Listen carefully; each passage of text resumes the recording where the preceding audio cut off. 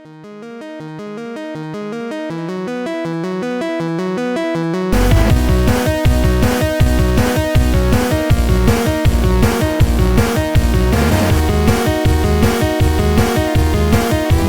fellow nerds and geeks. Why don't you pull yourself up a chair, grab yourself a beverage, and prepare to enjoy a geek-tastic conversation. Welcome to the Geek Easy.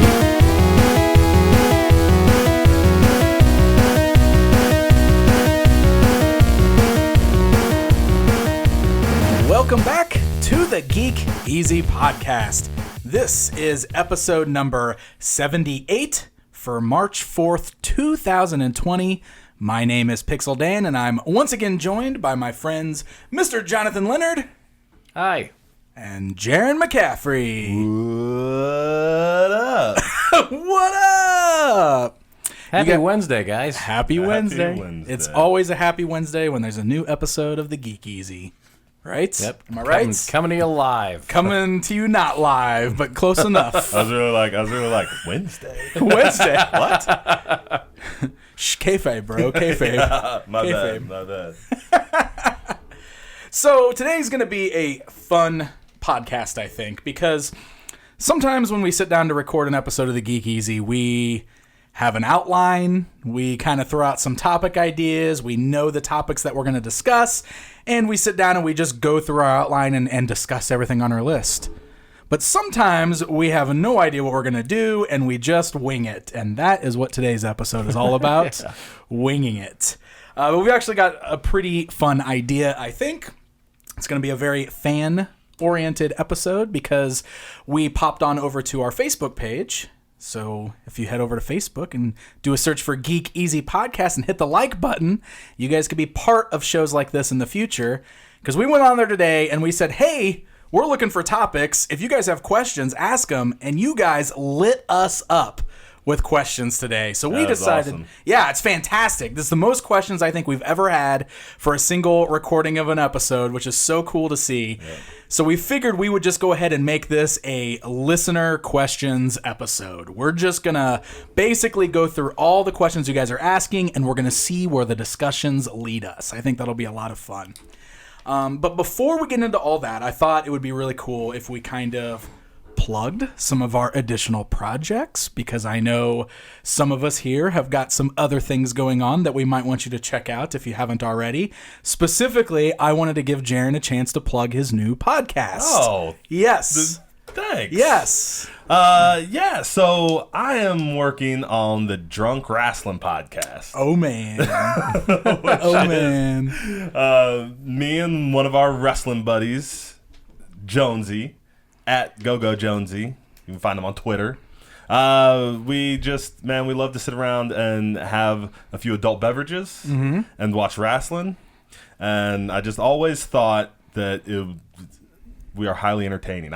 We are so entertaining that I thought everybody else would get a kick out of it. Nah, I mean, we're just, we just get so far into the weeds, and just everything we talk about we hardly even watch the wrestling. Right. But, man, I would love it if you guys would check it out. You can find us on Podbean and Stitcher and the Apple podcast thing. We're also on YouTube. Just look up Drunk Wrestling. And it's actually wrestling, right? Wrestling. Oh, yeah. Wrestling. Rasslin. Nice. So do you guys... we're having a ball doing it. You guys are doing like watch-alongs with the network and stuff like that? We do watch-alongs. We've also done some. We do like once a month. We do like a current events show. Sure. And then the rest are watch-alongs where we'll pick a match or an episode or something from the network, and we do like a watch-along with it. Man, so that sounds super fun. Look, if you guys ever want to know what we're doing just in our personal lives when I'm not talking about toys on YouTube and when we're not doing this podcast, that's what we're doing. When we're all hanging out together, we're usually watching wrestling or talking about wrestling, and oftentimes having adult beverages while doing so. So Jaron literally just took our personal lives and turned it into a podcast, and that sounds like a lot of fun. So you can also find us on Facebook. Oh, nice! Just like on Facebook. Ooh. Definitely do it. Drunk Wrestling. And I know there's a ton of wrestling podcasts out there, but man, if you like wrestling, Add another one to the batch. Why not? There's- Why not? There's a ton of geek podcasts out exactly. there too. There's no such thing as better too than many. this. None better than this. Awesome. I just got back from New York Toy Fair, and there's probably a good chance that if you're listening to this show, you're already well aware of what I do on the Pixel Dan YouTube channel. But just in case you happen to be listening and you don't already check that out, once a year I go out to New York Toy Fair, which is like the big trade show for the toy industry. This is like where every toy company from the biggest to the smallest get under one roof, and they're like, hey, look at all the stuff we're planning to do for the year, because they're trying to get retailers to buy their stuff and put it in stores. But also members of the press like me get to show up there and like do some fun interviews and talk to the people in the industry and show new things off. So I just spent 5 days out in New York City, had a great time. It was my 10th Toy Fair, which is amazing that I've been doing it for so long. And every year's better than the last. I had a really good Toy Fair. I had a great batch of interviews. I interviewed Todd McFarlane this time, Really? which was awesome. It was super fun too because You're gonna make an action figure of you now? man, you should see the video, because the way he geeks out over meeting me was super crazy. Like it was humbling That's that awesome. he knew who I was and that he was excited that I was going to be there. It's really cool because McFarlane's kind of in a bit of a comeback right now with their company. Like I'm sure you guys are well aware that they did like all the Spawn toys and they had their heyday in the 90s for sure. But they recently have just been picking up pretty big licenses. Like they just got the DC Comics license for toys. nice. Wow. So they're making DC, like the Spawn guy is making DC Comics toys now.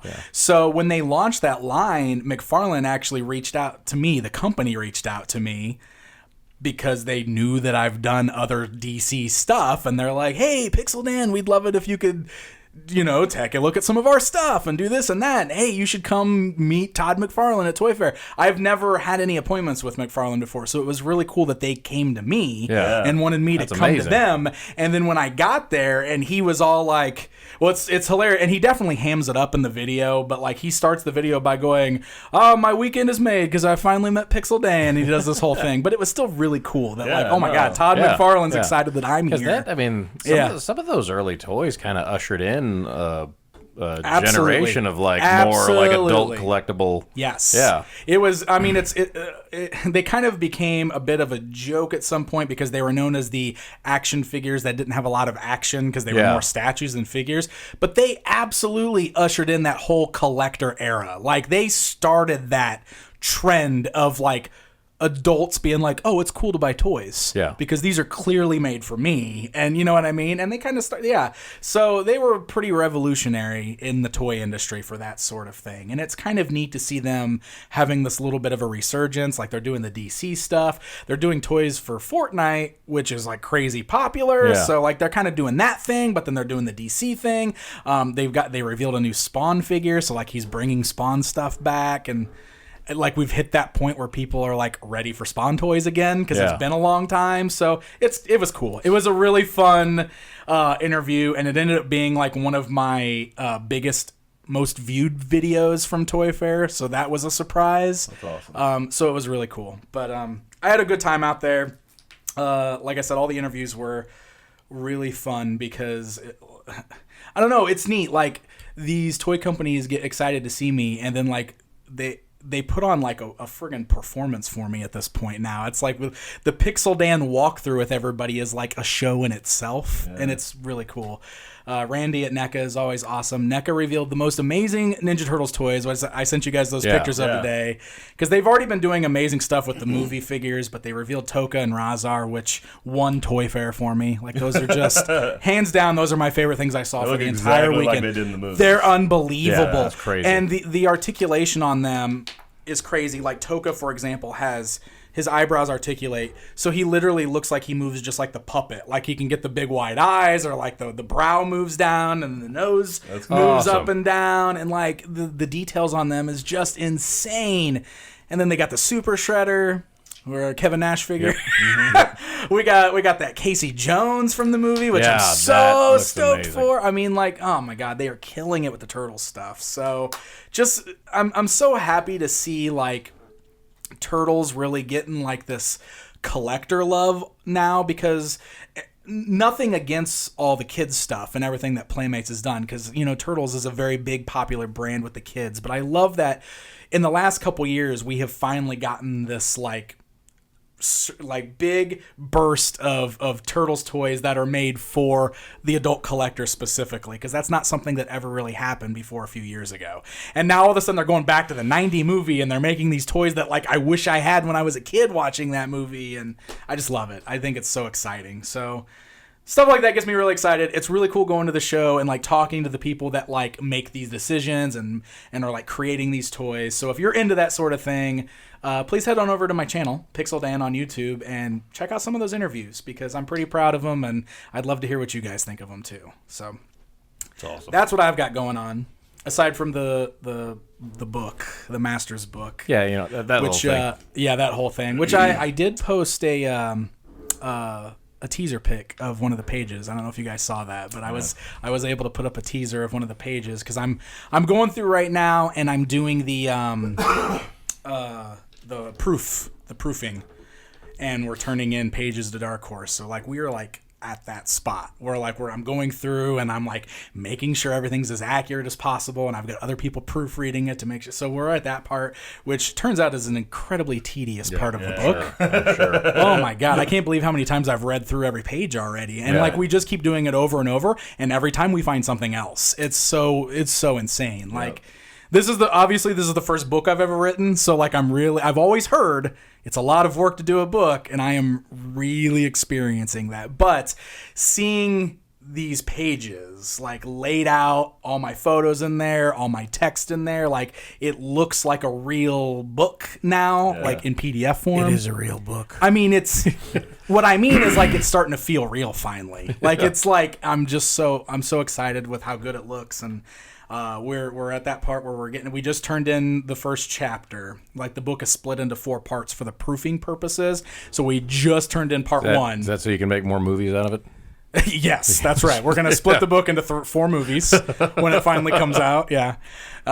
So hopefully with it being turned in, that means Dark Horse will be putting out pre-order information pretty soon, and I can't wait for you guys to have it. It's going to be awesome. I'm really excited for it. And then I'm going to start on another book right after. Spoiler alert. Spoiler alert. I've already started working up Give ideas. us the details. I'm going to hold on to the details for a little while, but I've already started the preliminary outline for another book, so. Can I see it? Yeah, okay. Oh, sweet. Keep it off the air, so they, Yeah. they'll find out later. They'll find out later. As if I'd know how to post any of this. You just bust out like an old like DV camcorder and start filming, and I'm like, John, why do you have a giant camera while we're talking? Now, if I can figure out how to put this on the internet. Yeah. Stop throwing my book pages at your Apple IIc. That's not how this works. Dude, every time I tag you in something or like, and I don't know why I think I'm like, I can't wait to see his comment, his reply, whatever. And you always just like it. I'm just like, oh yeah, it's John. I'm surprised he liked it. Yeah. I figured out that thumbs up thing. Yeah. It's very convenient. Yeah. Oh, this is a really easy way to acknowledge that I've seen this. Except sometimes like I try to hit it and I accidentally put like an angry face on it and I don't know how to get it off. Why is John mad? Yeah. Awesome. So then I have to like text people and apologize. It's very awkward. Oh my God. All right.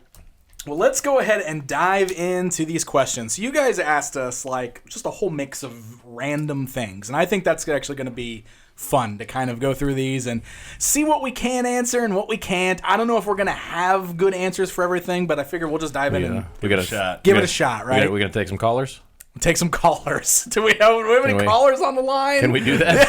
Goodness. Have we figured that out yet? We have not. No. Oh. I don't know if technology's caught up to that yet. All right. I'm not sure. But I'm pretty sure we as a society have figured it out. Oh. I meant we at this table. Oh, okay. Got it. As a society. I listen to the radio. I hear them I bet you do. call in. All right. Well, we're going to start with question number 1, which is actually aimed at both of you guys. Oh, good. So this question comes from Simon. He says, I know that Dan collects toys and video games, but do the rest of you collect anything? What is your most treasured piece, and what is one of your most wanted holy grails? Very good question. One of the things, I don't really collect much. You know, I still buy DVDs and movies, even though I have 4 or 5 different subscriptions at this point. Right, I know. Streaming services. I know. I still want to buy. I get it. Movies and stuff. Physical media, man. Yeah. It still matters. Yep. I think so.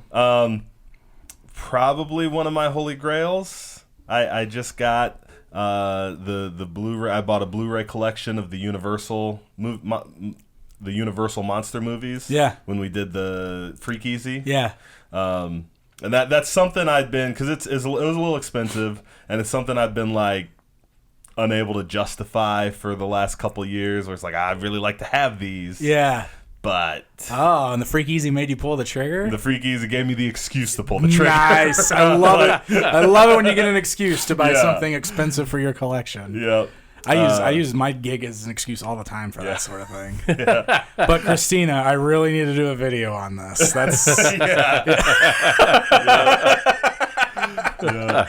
So I've been so looking ahead as if maybe we're gonna do the Freak Easy again this year. I'm like, ooh, what collections do I need that I could suggest we do? nice. Yeah. Nice. Yeah. What do you mean if? I thought we already got renewed for season 2. Oh, we're definitely doing Freak Easy well, again. yeah. Okay. That's coming back for sure. Phew.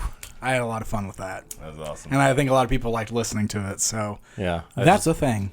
I just thought maybe I had lost a job and didn't even realize it. Dang it, we weren't supposed to bring that up around you. It's just gonna be you and me. I Yeah. thought. Yeah. I used to have a lot of collections. I mean, I guess I still technically have them because I don't think I've ever sold or thrown anything I've ever owned away. Well, it makes me sound hoarder than I feel. But maybe not than I am. I don't know. But I mean, I've got a bunch of older toy collections. I've got a bunch of DVDs. It's been a while since I've bought much of either. Every once in a while, I'll still find, a Marvel Legends figure that's coming out that I need to get, or I'll still pick something up on DVD or whatever. But it's all kind of gone, like we've talked about before. I get to be such a completionist sometimes. Yeah. Like I'll go back and listen to 5 years worth of a podcast, that kind of thing. Right. I get that way when I start buying stuff too. So I always have to make that decision. Like if I'm going to buy this thing, there's a very good chance it means I'm going to buy 20 or 30 other things to go with it. Yeah. Am I willing to make that commitment? Right. And I'm just so tired now. Yep. So I don't often anymore, but I've still got a bunch of old, really cool old stuff that I enjoy, and some of it, decorates certain areas. And I do like the occasional, statue or bigger collectible now that you can just put up as a decorative piece. Yeah.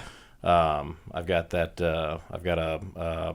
What is the name of the company that did the Weta? I think. Oh, Weta Collectibles. Yep, yeah. And they did a statue of the Superman from Returns, the Brandon Routh one. Yeah. Catching that plane. Yeah. Coming down on the baseball Oh, field. and it's huge, Yeah, right? yeah, That's it's like humongous. a gigantic Yep, statue. That's one of my favorite things. Yeah. That I own. As far as like holy grails that I haven't gotten yet, there's been, my best story on that, I think, was way back in the day when I used to be really big into Transformers, and I always wanted original generation Megatron, and found one at a convention finally one day that was reasonably priced. I'm sure it was still expensive. I don't remember how much, but Probably cheaper than it is now. Yeah, probably.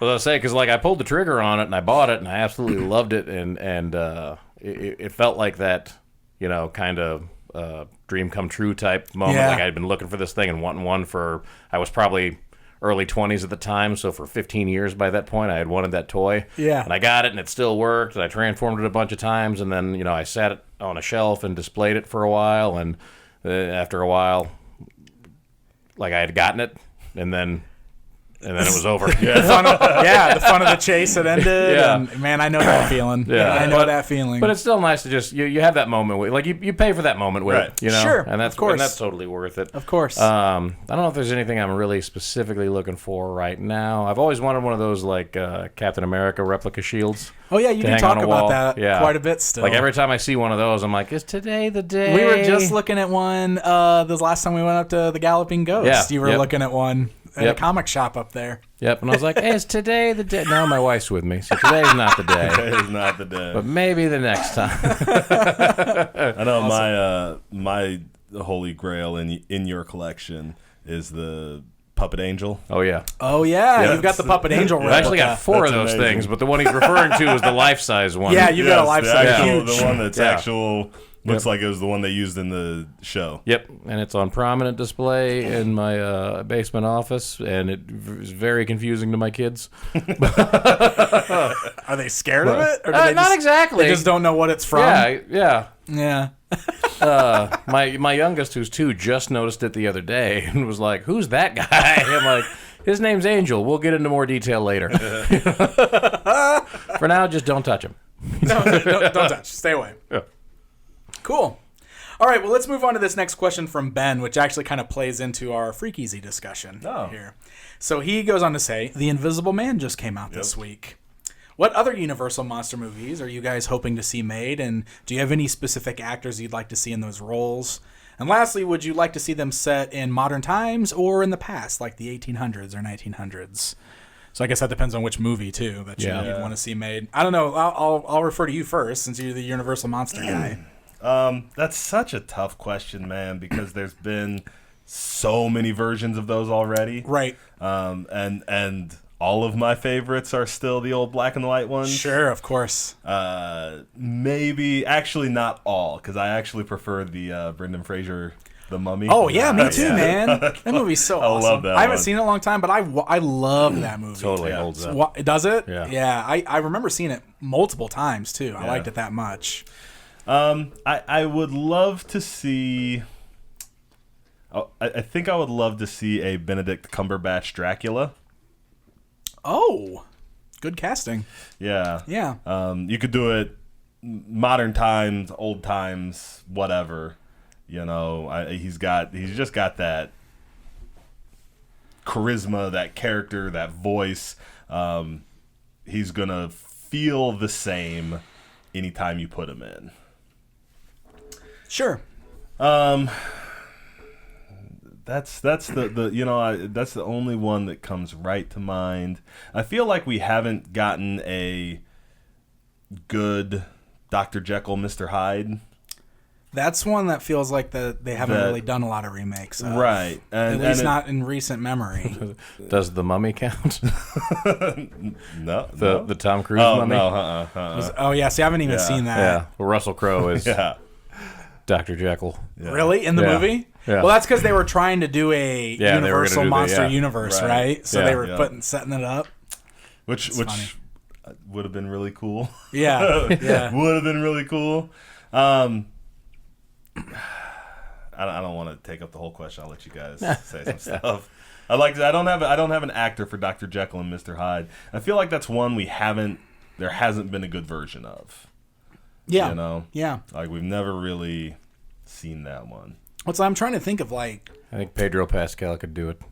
But I think Pedro Pascal could do it. Yeah, I'm trying to think of like the more recent attempts at remakes because we did like the Tom Cruise Mummy. Yeah. Well, I mean, They've we had already tried to that do we had the that Mummy. Benicio del Toro Wolfman not too terribly. I mean, That's- it's probably over a decade now, but it seems like fairly recent. And then isn't I mean like I know it's not a Universal movie, but they just did the what's it called? The Shape of Water, which was kind of like a creature movie. yeah, Yeah. it's kind of a Yeah, I Yeah. mean, it was the same kind of idea, right? I didn't Yeah. see it. Well, but my understanding is that he's. yeah. I mean, like I would like the monster definitely brings the visuals to play. I don't Right. think the story really works in the same manner. I guess Sure. you could probably draw some parallels, but it's not an exact thing by any means. Right. But it definitely brings it to mind. You know. We've had what was I just thinking of? As I say, well, they just did the Mummy again.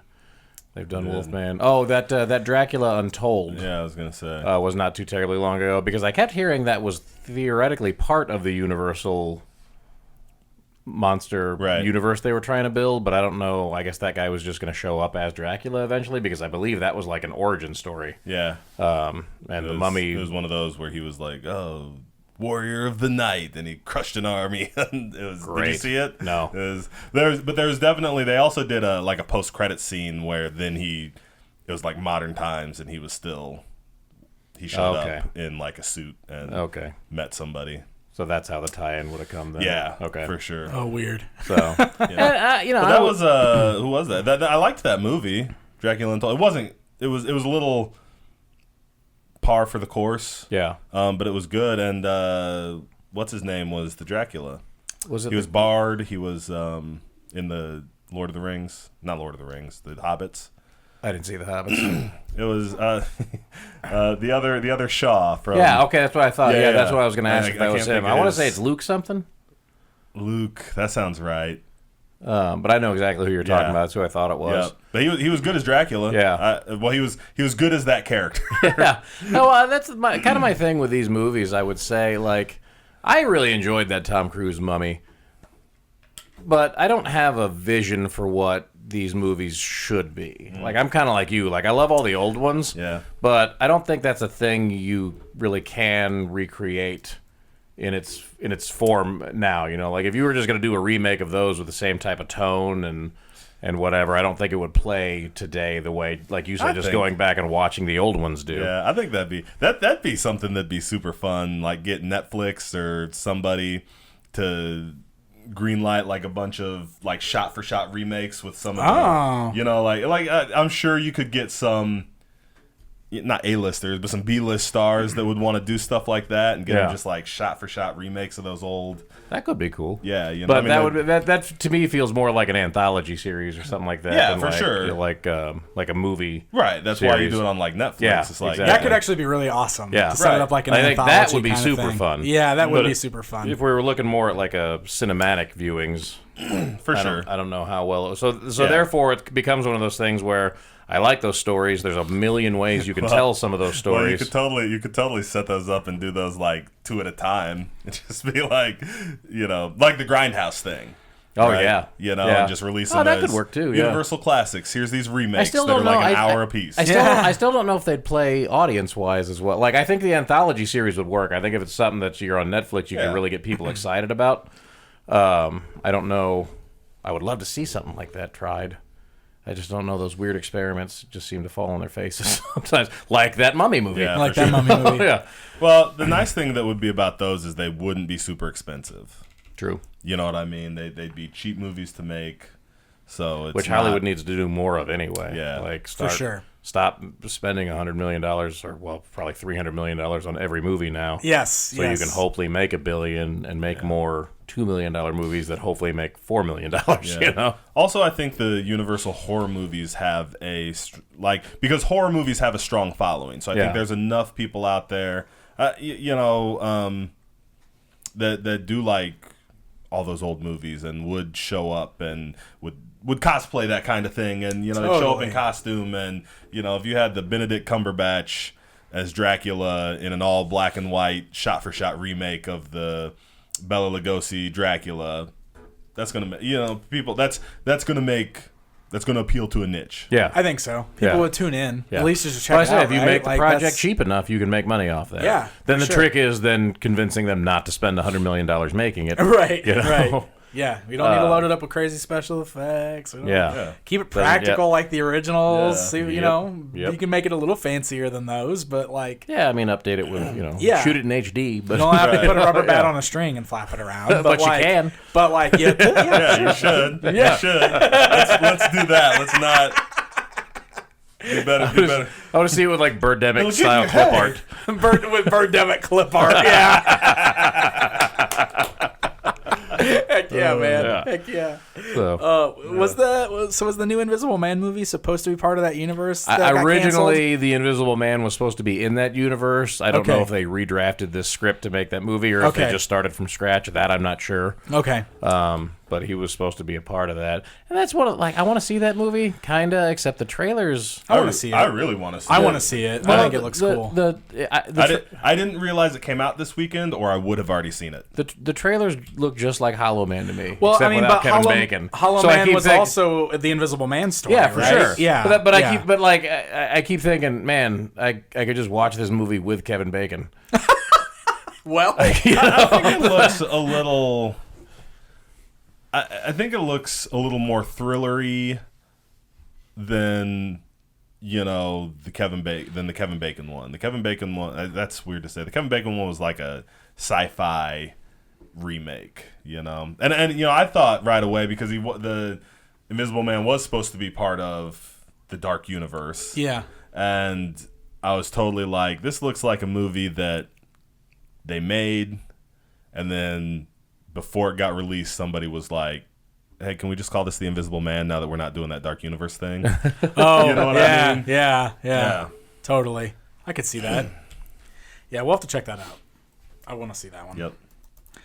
Okay, so we're going to move on to Wes's 6-part question. Awesome. He's got Thanks, Wes. 6 questions that seem to be unrelated to each other. So here we go. Number 1. Can you imagine if that was a phone call? 6 questions. Yeah. He wouldn't make it past our secretary, our screener. Yeah, screener. Okay, question number 1. TV series that you feel was canceled too early. Right off the bat, no thought required. Terminator: Sarah Connor Chronicles. Ooh, hey. Movie. That show was so good. Yeah. Yeah. Pushing Daisies. Firefly. Ooh. Briscoe Firefly's County good. Jr. Briscoe County Jr. Dead Like Me. Dead Like Me. Yeah. I loved that show. That What was one the first one you said? Pushing Daisies. Okay, yeah. Another show I loved. Yeah, but that was a great show. It was a super great show, and I think it only got 1 season. I believe so. And then it totally did that thing where like it ended on a cliffhanger and didn't get renewed, and it was just like, no. It was just so weird and creative, and you could totally see why nobody was watching it because it was weird. But I loved it because it was weird. Yeah. I don't know. I feel like that's one of those that was maybe just a little bit ahead of its time too. Agreed. Like I think 5 years later, or like on a if streaming that was a platform or Netflix something. show, Yeah. that would have like 5 seasons. Yeah. No doubt about it. But on NBC or whatever it was, or ABC probably, yeah, it didn't make it past the first season, I don't think. But Dead Like Me was a Showtime show, right? Yeah. That got several seasons, It didn't did get several seasons, but it definitely ended without an ending. Okay. They did come back and do a movie, like a direct-to-DVD movie a couple years later, but it didn't really feel like, I don't know, like a bunch of the actors from the show didn't make it into the movie, and like they like tried to explain why they weren't there, so it didn't feel like they tried. They tried to give us an ending. Yeah. They tried to give us something, but it still didn't feel like it Well, was I a was gonna proper. say, I immediately started thinking of kind of 1 season type shows, but if we're going with shows that had runs but still ended too early, then my obvious answer is Angel. Angel. Going back there. Yeah. At least Angel got wrapped up. Yeah, it got an ending, but like that was still. And he got to hang out with Buffy, right? Oh, that was Buffy ended first, right? Yeah, Buffy ended first, and then there was one more year. Because then they sent Spike over to Angel. Yeah, but they did. It was one of those. They did that episode where they were chasing her all over the world, and it wasn't Sarah Michelle Gellar. Yeah. Well, it was just they never showed her. Yeah, or whatever. Yeah. That was one of those deals where like every year that show's budget would get cut, and then the production value would still go up, and viewership would go up. Yeah. And 5 was the greatest thing ever put on TV. 5 is good and TV. The numbers were up, and the budget was down, and the production value was up, and Whedon basically went to dinner with like the head of the network or whatever, and was like, "Hey, we just need to confirm we're renewed for next year, because if not, we'll have to figure out a way to like make sure we end it." For the first time, I think he said he went into that interview that he had done that meeting every year thinking we're not going to make it another year. This is the first time he went in going, it was pretty much a lock, I'll just go confirm. And they were like, well, we're probably just going to do a Dark Shadow show, and we don't need 2 vampire shows, so we'll just call it a day on you guys. And then they didn't even do the Dark Shadow show, which, for the record, would have sucked. Yeah. But, Just like that movie did. yeah. I enjoyed that movie, but not because it was good. The Johnny Depp one? Yeah, exactly. But yeah, that was, I mean, I'm still mad 15 years later. So. All right, most anticipated movies of 2020. You haven't talked much, Dan. I know. Why don't you lead it? Well, You need I a minute mean, to think? I guess right now Black Widow is what I'm most excited for. I'm trying to think what else is even coming out this year. Fast and We're Furious in, movie. Fast yeah, and you got Furious that Fast movie, and the Furious movie, but like I don't know, we're coming off of the Infinity Right. storyline, right? So like for so long, it was like I was just so excited to see that story advance. And now we're at this part where we're like, well, I'm still excited we're going to get more Marvel movies, but Feels like it's over. We're starting over, I guess. I'm more excited about the shows right now than the movies. That's the thing. Like, yeah, like I am excited about the stuff that we're going to be getting on Disney Plus quite a bit. I'm amped up about that. I'm amped up about more Mandalorian. Like, it's definitely the TV stuff that's got me more excited right now than the theatrical stuff. Yeah. Wonder Woman looks awesome. Yeah. Wonder Woman looks I'm awesome. excited for Wonder Woman. That's towards the top of my list. Yeah. So I'm really excited for Mulan. Mulan, okay. Mulan was hands down my favorite Disney animated movie. Awesome. It's a great movie. I've always that's liked coming that soon too, isn't it? Yeah. Real soon. I was just reading there's a lot of concern about the money on that movie now because of the coronavirus outbreaks. Because it was supposed to be a huge movie in China.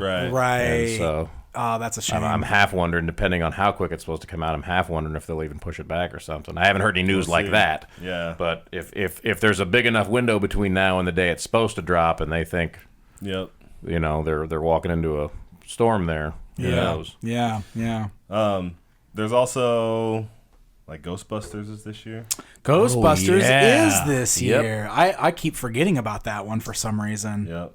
I'm really. I didn't think you were that excited about that. Well, I mean, I'm really leery of it. I was bringing it up because I knew I was starting to get the feeling that you guys both forgot it was this year. Yeah, for sure had. So that's why I brought it up. Which is, because well, thank you. Which is super silly because I just saw a bunch of Ghostbusters toys at Toy Fair, but I still didn't really piece that together. That that's coming soon. So I'm really excited for Tenet, the Oh, Christopher Nolan one. Yep. I'm back and forth on Christopher Nolan, but I really loved Inception, and this one kind of has that type of feel. Yeah. You know, like it seems like it's got a real cool basis for it. Yes. And I'm a little nervous about the last half hour of it, because that seems to be where Nolan movies fall apart for me when they do. Yeah. But that's like how far up that own butt is it that movie gonna climb?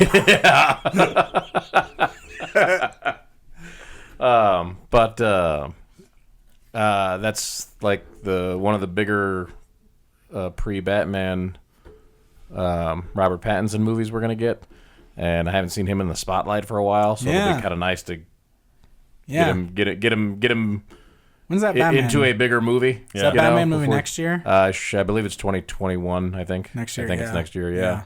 And that's Denzel's kid, isn't it? Who stars in Tenet? Yes. Yeah. Yes. So, looking forward to. Who's good? I've liked him in a couple Yeah, I was about to say, everything I've seen him in, he's been good in. So looking forward to seeing that star rise. This feels like a big jump. For me. For sure. But I always liked Colin Hanks. I'm trying to spin through some movies that are coming out soon. I've really enjoyed several that have already been out. Yeah. Did you see they made Fantasy Island into a horror movie? Yeah. I did see that. Yeah, crazy. like I'm kind of. They got my interest piqued. Yeah. Well, that's kind of like I wanted to see. Speaking of weird things turned into horror movies, this last Halloween it went straight to DVD. But did you see they made The Banana Splits as a horror movie? Yes, I think I showed that to you. Did you? Because I was what The freaking Banana out. Splits is, right? It was like that show from the 70s, I think. But I saw it like on Blu-ray at Walmart or whatever one day, and I remember going, I need to grab this or like find a way to stream it because I'm that curious. I want to know how they made that a horror movie. Like I what they would did also with like to figure that out. All I could think of. Maybe we could do that for the Freak Easy, just as a random. If we're gonna do that, we have to pair it with Santa Sleigh. Santa Sleigh, that movie with the Goldberg one. I was about to say, I don't see why that has to be done, but I don't want to argue with it either.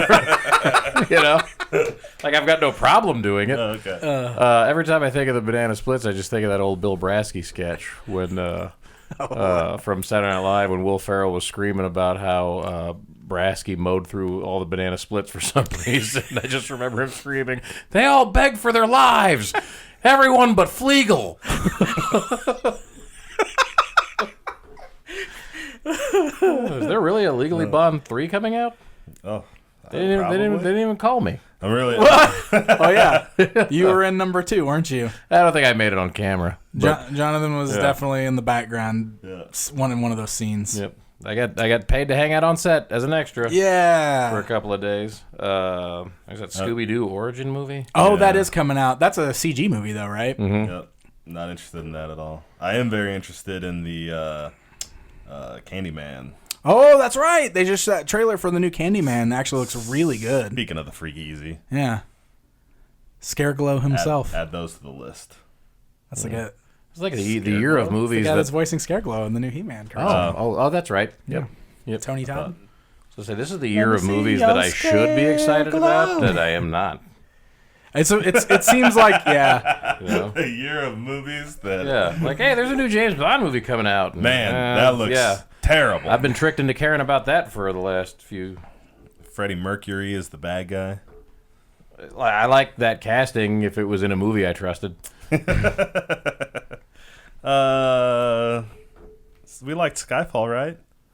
Or we Didn't love it. I like they've been one of like like Casino Royale was good, and then Casino Quantum Royale was Solace amazing. off Quantum of Solace was Don't. very disappointing Don't. the first time through. It's the second best Craig one by far. You think you By liked it better? far. I remember liking Skyfall. Skyfall's fine. I've only seen Skyfall Yeah. once. I liked it Technically, better than, Spectre's the only one that's terrible. See, but- so we should be on a. Yeah, but Every we're on other we're one. moving backwards. So Well, I mean, this one's going to be DC level. Uh-oh. so I thought Quantum of Solace was DC level. DC level. Nah, It's Quantum our of rating Solace system. was a very basic Bond movie that followed an absolutely amazing Bond movie. So watch it again without so many That's probably not going to happen. Well, I'm not saying you have to, but watch it without so many preconceived notions. Like I probably saw it twice in theaters, I'm gonna guess, and then I watched it kind of whenever I'd go on a Craig string. I'd watch it because it is a direct companion piece with Casino Royale. Yeah. So I'd be like, I guess I'll just pop this in too, and then I'd watched it a couple of times at home, and by the end of the fourth time I had seen it, I was like, I give this movie a lot of crap, but this movie's pretty solid. Like, I don't buy it. and then I saw don't two buy way it. worse Bond movies. And it gets better every time a new one comes I out. think Casino Royale is the only Bond movie I've ever seen more than once, and I don't intend to break that streak. So good. I liked that one too, but I don't think I've watched any of the other Craig movies after that one. So There's a new Top Gun coming out. That Free Guy movie Oh, looks yeah. interesting. Top Gun. Maybe. That's just that's just a live action Lego movie, right? what? Like, is that Well, Free as long I'm fine. As long as it doesn't turn out to be a live action Lego movie too, we're safe. feel like it looks exactly like the Lego movie. I haven't seen the trailers for that one. So. Yeah. We forgot Morbius. Oh, yeah. What were we thinking? Oh, Morbius. That's the one I'm most excited Yeah. for. That Jungle Cruise movie that is just Jumanji again, right? I have no idea what that movie's going to be about. Did you guys see? I was hoping it was just a shot-for-shot remake of the African Queen. Yeah, and but- I don't know what's wrong with me, but I'm done with this list. Bill and Ted Face the Music. That's my There most it is. anticipated There of it the year. is. That's what's coming out. Did you guys see a Jungle Cruise boat sank the other day at Disney World with a bunch of people on it? Was The Are they Rock on okay? it? They're fine because that water is like ankle deep or whatever. Did knee they, deep. did they get rescued? Yeah.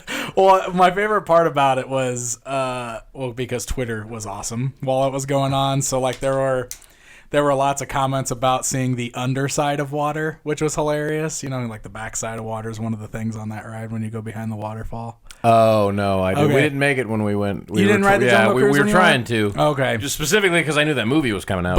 But there were also tons of pictures of like, don't worry, the Rock's on the way, or like like they were like lots of photoshops of the Rock in his Jungle Cruise outfit, like on the sinking boat or whatever. It was good stuff. Good. yeah. Good job, internet. Good It was job, fun. Internet. Okay, so his third question says, do we think the second Masters of the Universe animated series on Netflix is going to be a companion show to She-Ra and the Princesses of Power? That's to you, insider. It's not. It's not.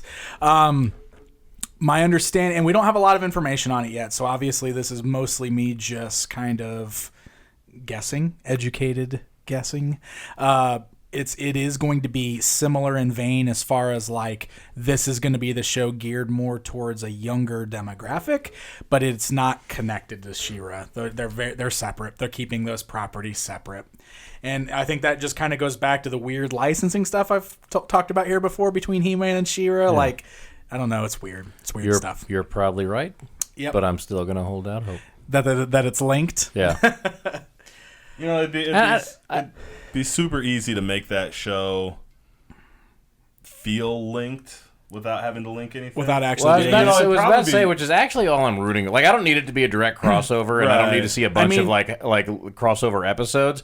I just want to know that they're both there. Well, I mean, She-Ra's done a good job of that. Yeah, we know Eternia's there. They've definitely made reference to that stuff without actually saying those names. Yep. You know what I mean? And like, they do the same thing on the except He-Man Eternia. one. They've brought up Eternia straight up on that show. So if they do the same thing on the He-Man one, just to let us know that it's there, I'll be happy. Or that he's got a even... twin sister that's missing or something. Yeah, anything that acknowledges the other world. They could even just not bring that stuff up and it'd still feel that way because you don't need to, like that wrong side doesn't need to be like, oh yeah, and your twin sister. Like they wouldn't tell He-Man about that. You know what I mean? Like, They just downplay all that. Mm-hmm. And as long as they don't go, it's not like you have a twin sister or anything. You know what I mean? Like as long as they don't right. Wink at the camera. Yeah, as long as they don't actively try to squash that connection. Sure.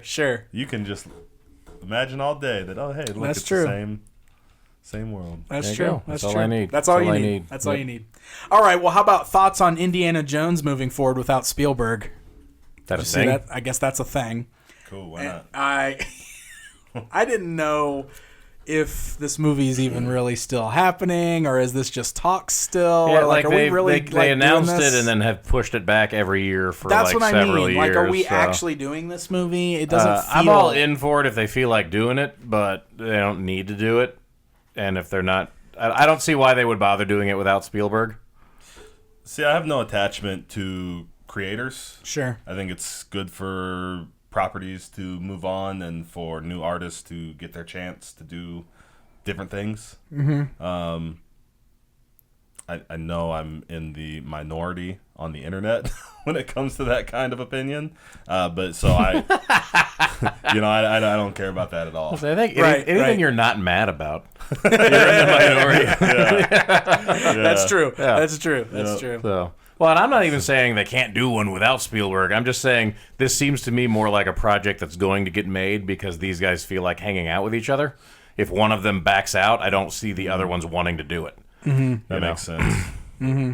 For sure. His next question is back to toy-related stuff, so this one's probably more for me.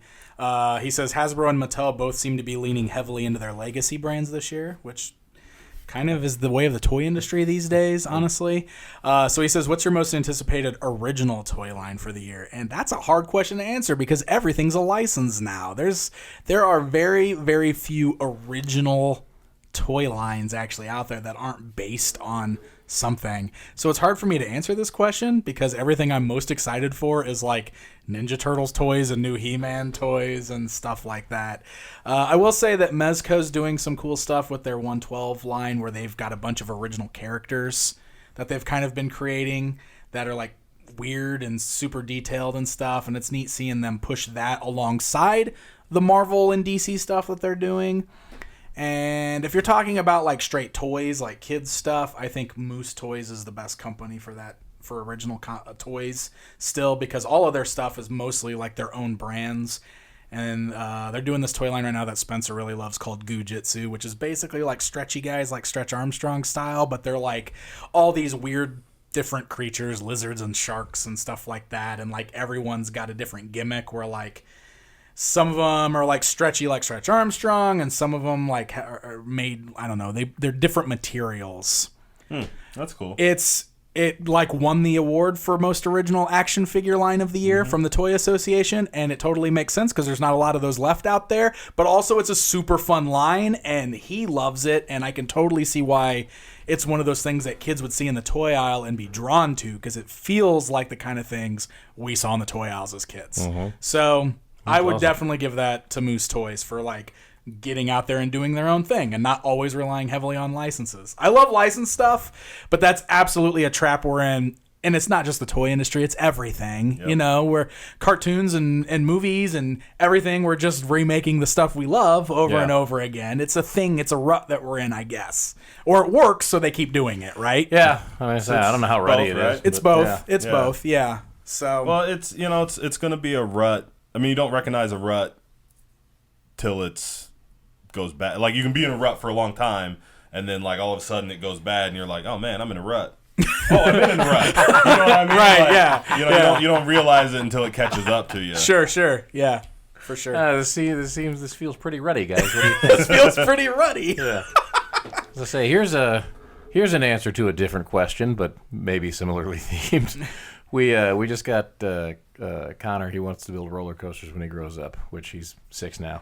He just turned 6, and we got him. He wants to build roller coasters? That's awesome. Oh, that's a cool thing to aspire to do. Yeah, Never sure. heard that before. Yeah. That's amazing. Oh, well, yeah, I mean, he came up with it when we went to, because we go to Six Flags a lot, and when we went to Disney, he started talking about it, and you get proud dad moments. He was telling us in the van on the way back that once he's learns how to build roller coasters, it'll be really helpful, because when he's not building roller coasters, he can also build houses for people who don't have them. Oh, that's awesome. Like, that's that was awesome. unprompted. Crazy. Yeah. That's That's really cool.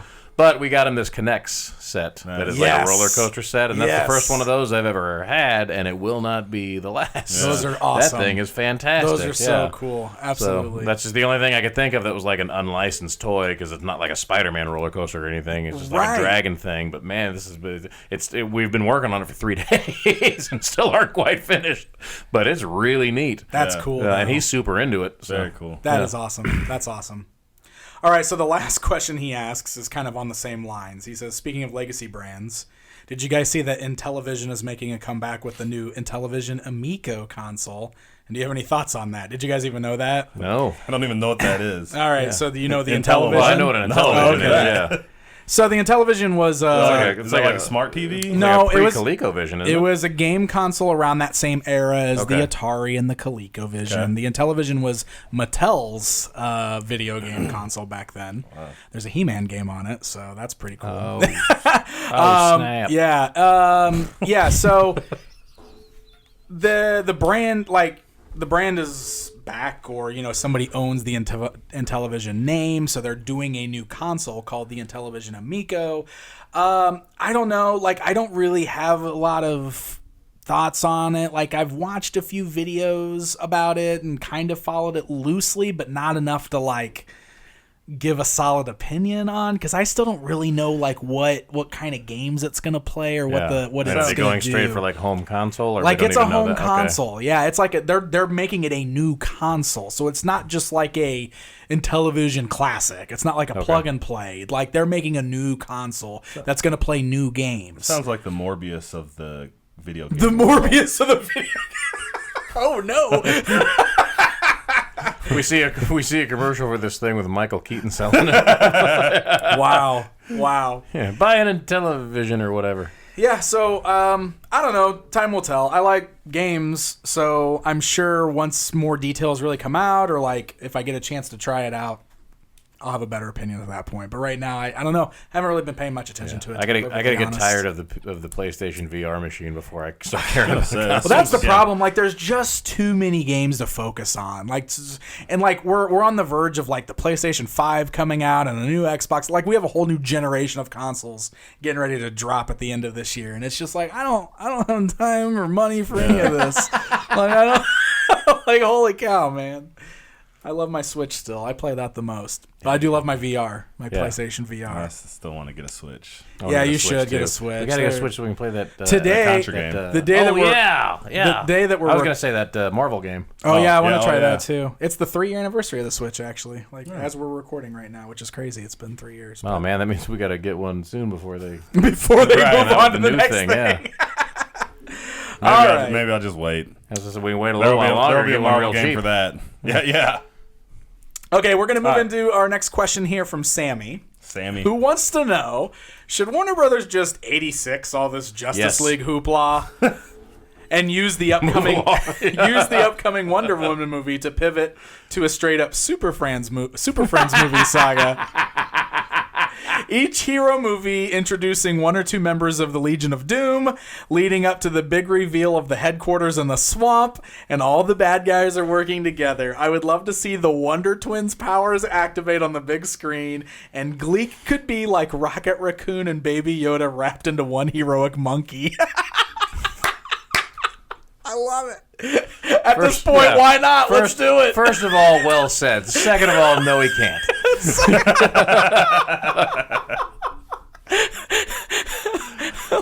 I don't know. Like, I started out thinking that was a serious question, and now it's probably not. I can't tell for sure, but because clearly it went towards the ridiculous, but it sounds so much more awesome than things that have actually been happening. It's like a conversation prompt, not a question. Yeah, exactly. Discuss. I don't want to see them try to relaunch like a new Superman and a new Batman with the old Wonder Woman and Aquaman who knew a different Batman and Superman in other movies. If they do that and just pretend those other movies don't exist, I'll buy it. Yeah, that's not happening. I'm not going to say that I'm totally against it and I won't watch the movies, but that's not what I'm hoping for. Having said that, everything else you just said sounds fantastic, so I don't know where to go with it.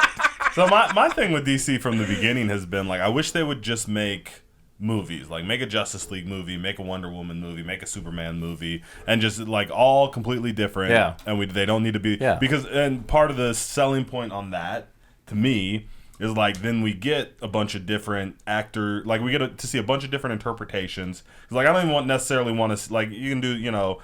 If we have 3 Wonder Woman movies that are all follow the same storyline, that's fine. Sure. But, like, I don't need that Wonder Woman in the Justice League. For sure. So, like, then we get to see it like a different Wonder Woman interpretation. We can see, you know, Nick Cage do Superman. Oh, my God. He can do it for one movie, and then we see a new Superman. For sure. So, the idea of, like, a Super Friends movie that's a little goofier, and you could be a little more open on, like... to, you know, be spiritually to the cartoon. Yeah. It's going to be cartoony and funny and, you know. So, like you could get I don't know, Ryan Reynolds Superman or something. You know what I mean? Right, right. I don't want Ryan Reynolds as Superman, but... Well, the vibe of Shazam feels like it would fit the vibe of a Super Friends movie, for right? sure. Yep. Like that movie definitely had like serious-ish moments, especially with the bad guy in the fights, but like the overall tone of that movie was like fun and goofy and say my name. Yeah. Billy. Yeah. They did a bunch of jokey stuff and like, yeah, I could totally get on board with something like that if like that's the tone that they are going for with the movie and everybody just knows that going in and we can all just have fun and go along for the ride kind of a thing. Yeah. Or maybe that's something we need in like an animated series. And like each episode is like you could just totally sell them on spoofing the Marvel movies. And so like every episode is like one of the movies. You know what I mean? Yeah. Like building up to like the end of the series. I'd laugh at that. Well, I'm just with you on like I mean you can go make a Justice League movie tomorrow and it doesn't have to have Gal Gadot in it, and I'll still go watch Wonder Woman 2 and 3. Yeah, I think like it doesn't have to be the same stories or the same technical universe even. Sure. You can just tell all these. I've always heard about that George Miller Justice League movie they were supposed to make, that Justice League Mortal that got killed by the writer's strike and everything. But they had gone through casting and they had written the whole thing and everybody talked about how crazy that script was and how it was going to be something like you've never seen before and nothing but praise for it. I think there's even a documentary about that movie out there somewhere, like not getting made, that I really would like to track down. But I keep thinking every time I see a story like that come up, I'm like, why don't they just make that movie? Like if that script was that good, then recast it and redo it, and it doesn't have to abolish the stuff you're in the middle of right now. You're so discombobulated anyway. Nobody's going to know the difference. Just make the friggin' movie, you know? I think that's the important thing is that they need to just they need to stop trying to copy the Marvel formula and just focus on making really good stories with these awesome characters that they have. Which, for the record, is the Marvel formula. Okay, I get it, but that's not the way DC's not the part approaching that they're it. copying the wrong part They're of it. copying the wrong part of it, Yeah. and we've been saying that the whole time. Like they're way too worried about creating a universe Yeah. and building up to something and following this formula, but that's not even the way Marvel started it. No. Right. Marvel started it by making good movies and were able to fall into that. And They they made good still, installments and then built on top Yes, of that exactly. instead of trying to like build a world and plug movies into it. So make us some good movies. Tell us some good stories with these characters that we love, that we know are capable of having great stories, you know? Like that's what they need to focus on.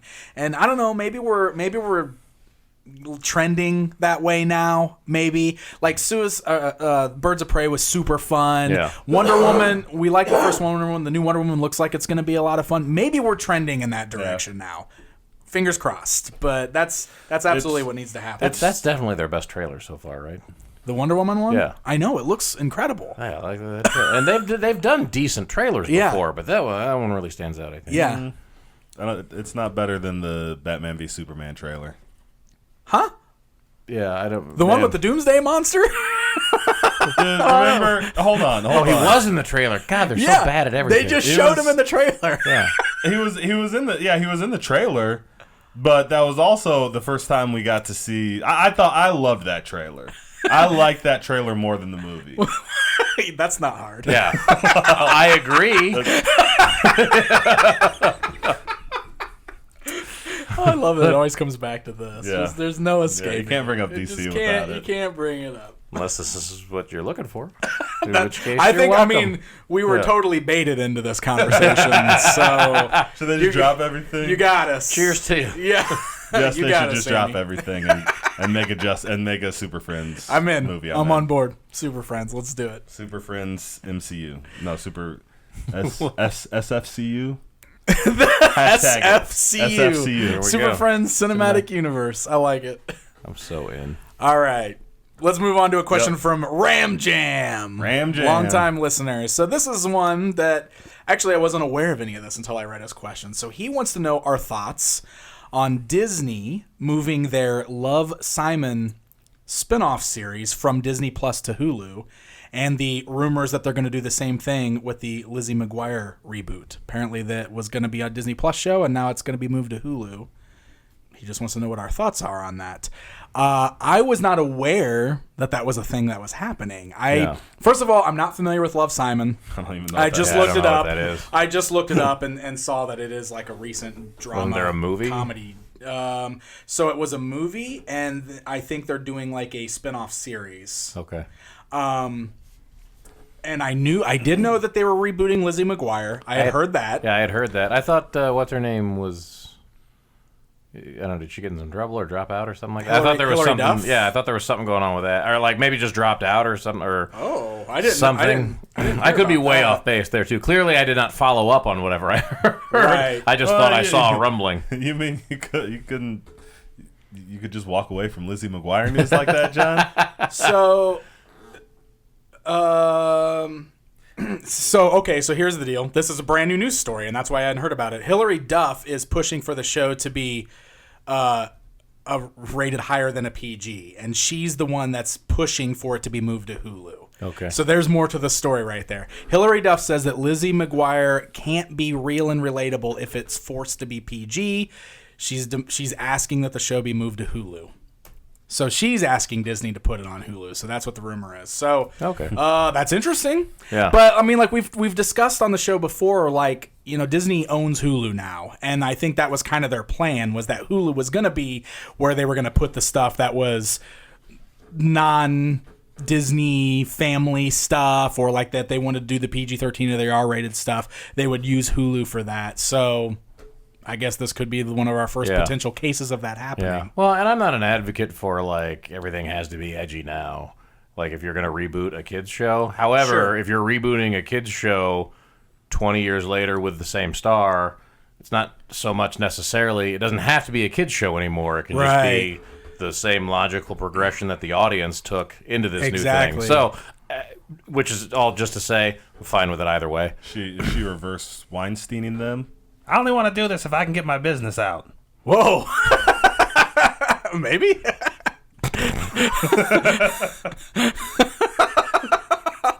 Reverse Weinsteining. Yikes. We managed to catch up to where we were going with that. I mean, HBO and Game of Thrones. Everybody got their business out, so she just wants. I think that's the only way. That's how she's going to be successful. Yeah. Man, I bet a lot of longtime fans of that show would be tuning in immediately if they found out. Like childhood dream come true, right? Oh my god. Yeah, that'll be interesting, I guess. But I literally don't have any other. I don't know. I have no other thoughts on that. That was none of that matters as long as they don't cancel the Mighty Ducks show.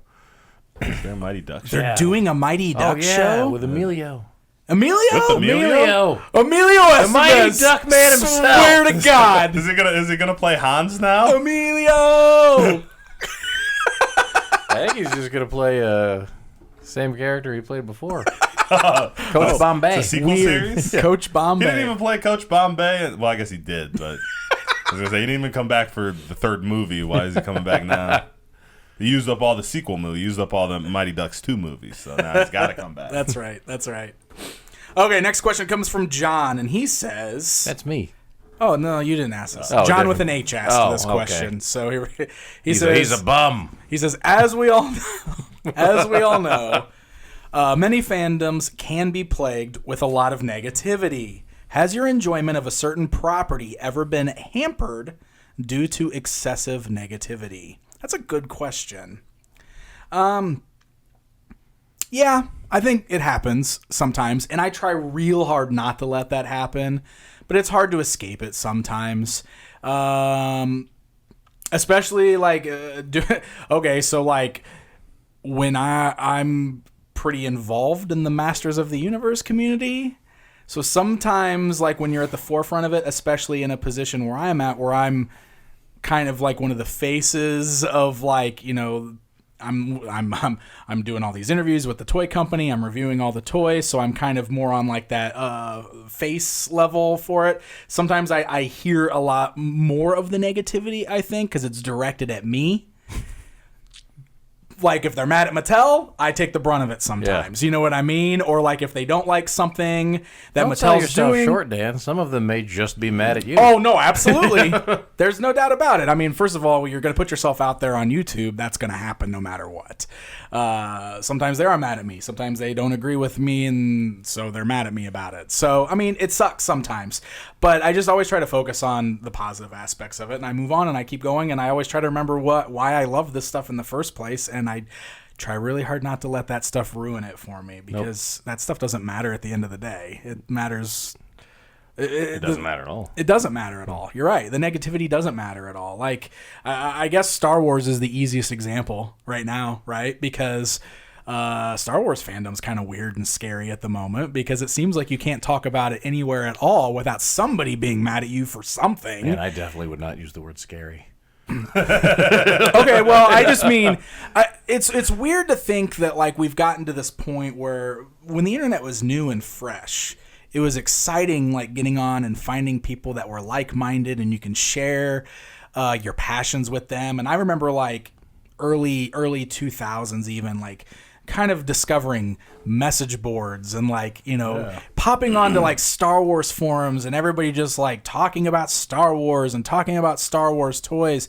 And it's so weird how different it is now than it just was 15 years ago, 10 years ago even, because everything is just so argumentative now, and I don't understand it. I don't know why. It's 2 decades of no one ever having to hear an opinion they don't already agree with, unless they want to. I guess. Yeah. You live in a bubble and just project yourself outwards, but you don't have to take any of it back in, and then you fester. Yeah. Yeah. So anyway, I don't actually get involved in a lot of that, and that's actually how I stay sane. Yeah. That's how I don't let it bother me. I mean, I'm not part of any message boards anymore, and that sucks, but I just don't like participating in that kind of stuff. I don't know. I have this podcast, so I can talk to my friends right here and not. You guys can get mad at us, I guess. But nobody's angry about this show, are they? No, I I think for the most part we've got a great audience. we have I haven't run into too many issues. If I any, can't ever really. find our Facebook we don't page really without get- you guys linking it to me. Yeah, so. we don't really get trolls or anything, even in the. Yeah. I mean, we get some Yeah. opinions that don't agree with us, but that's fine. And that's Like, totally yeah. fine. And I always want to make sure I put that out there, even in my videos. Yeah. Like, man, that's important for everybody to always remember. Like, it's cool to have a different opinion. Right. That is totally fine. That does not even mean cool we to have express that opinion. Yeah, you can express it. If you don't like something and I do, please, that's Right. cool. I think the important thing is we don't have to hate each other just because our opinions are different. Yeah. That's the important thing. And you don't So- have, you're not a troll just because you disagree with something. Exactly. You're a troll Exactly. when you get vile about something. When you're getting You violent or when you're you disagree just to disagree, when you name calling, Yep. and that's when you're crossing a different line. Yeah. That's exactly so. So if you're a troll out there listening to this show, don't send us any messages. we don't care. Unless you're an actual troll, in which case send us a riddle. send us a riddle. Interesting. What is your name? What is your quest? All right. Well, let's go ahead and move on. Noah says, first of all, I love the podcast. Thank you. Thank you very much. Thanks. Doesn't sound very trolly at all. Well, I almost feel like this has already been answered today, but he wants to know what our ideal comic book movie is. We just had an amazing DC idea. Go back a little bit and listen to that. Also, all the Marvel movies are pretty great. Yeah, I was gonna say, my first instinct was Thor Ragnarok, which is interesting because I would have thought it would be Infinity War. Yeah. Man, Thor Ragnarok is so good. That's one of my favorites. Hands down. Hands down. Yeah, I don't really have anything else to add to that question, so... Yeah, I can't think of it. I saw that was one question I saw earlier that I was thinking about all afternoon because I was like, there has to be an answer for that. Well, it's tough because for so long I wanted what we finally got with most of the MCU movies. You know what I mean? Like, even starting with that first Iron Man movie. But, like, the thing that I wanted to see for so long, specifically when I'm thinking back to old Spider-Man movies, is I wanted to see things like random villains show up that we know and doesn't have to be like the main villain of the movie that dies at the end. And I wanted to see references to other heroes in existence and crossovers. And now we've gotten all that stuff. Like, that's the stuff I always wanted to see in a comic book movie because that's the stuff that we liked seeing in the comic books. And we liked seeing in the cartoons that were based on the comic books. And I wanted to see that crossover into the theaters, and it finally did. So my dream for what comic book movies eventually could look like was not as cool as what we already get on a regular basis. So For sure. I got nothing. There was a time where I thought the first X-Men movie was like, this is my dream of a comic book movie. Yes, me too. Me too. You know, the one answer I did kind of come up with for that is like I wouldn't mind seeing a Ninja Turtles movie based on the old Archie comics series. Oh, the Archie comics. I really like that was a series that I followed well after I was too old Mighty to be following. Mutanimals. Yeah, for real. yeah. That'd be awesome. Yeah. I'd be on board for that. I forgot about that. Yeah. The Archie stuff's good. That was a real cool run. Yeah, Man, for I used sure. to read a ton of just Archie stuff. Yep. Yeah? Yeah. Well, they have Riverdale. Yeah, you watch that show? The Gritty reboot? Yeah. No, I haven't.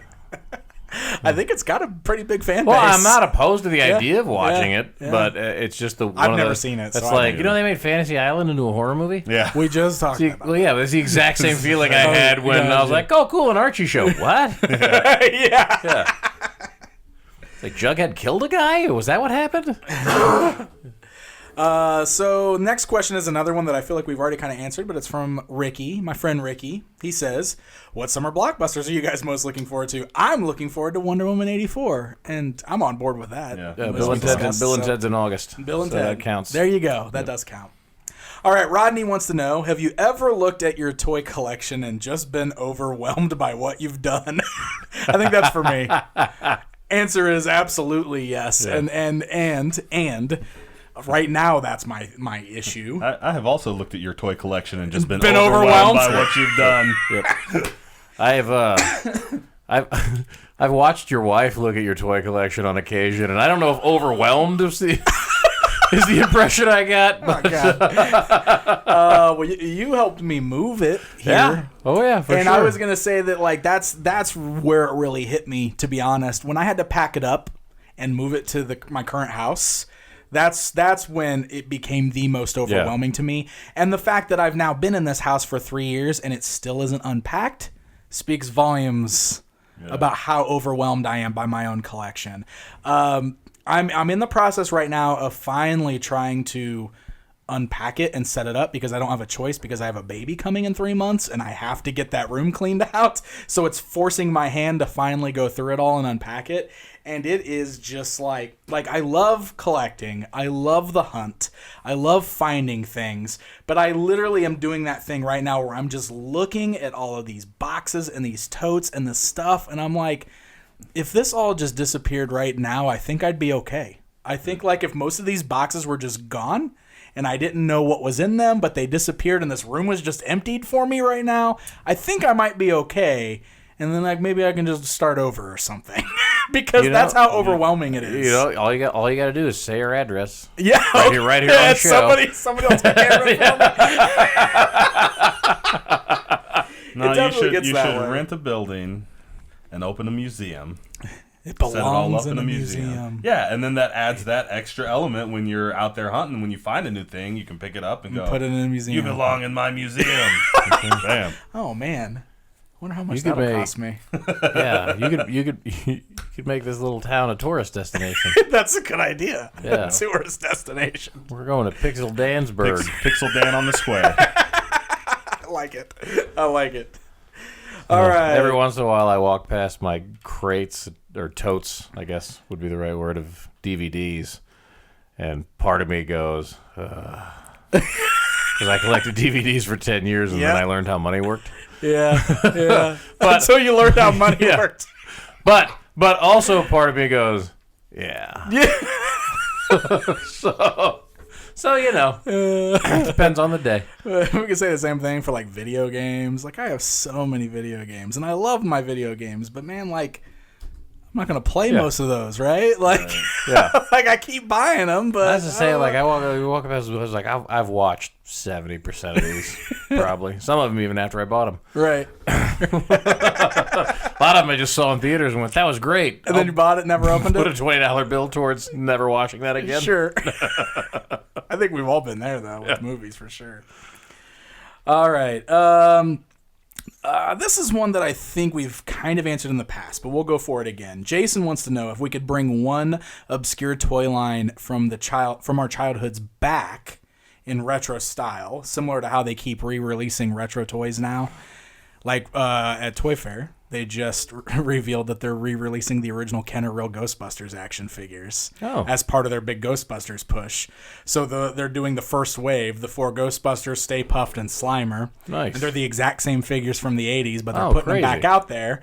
But then they're also doing a new Ghostbusters toy line. So they keep toy companies keep doing that right now. Yeah. So he wants to know if we can bring an obscure toy line back in that same vein. What would we pick? You can't pick Masters of the Universe, Ninja Turtles, etc., etc. So he wants something obscure. Yeah.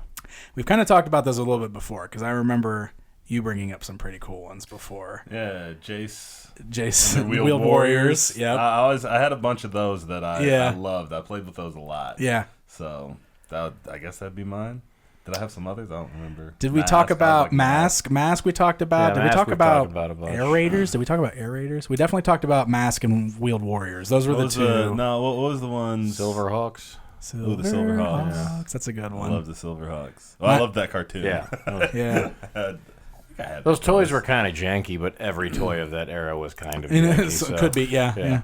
Well, I just remember I was always mad because, like they have metal wings. They'd pop them out and their wings would come out on the cartoon. Yeah. And then it was like in the toys, they were like capes. They were like capes and they fell off immediately. Yeah, And like, yep, absolutely. And then the toys didn't work because their arms had to be able to do the pop out thing. It was like squeeze their legs and their arms would pop out. And I was like, these are dumb toys. And then So I don't want those back. And then Ken make the cartoon again. I'll watch the cartoon. Nice. Don't bring back the toy.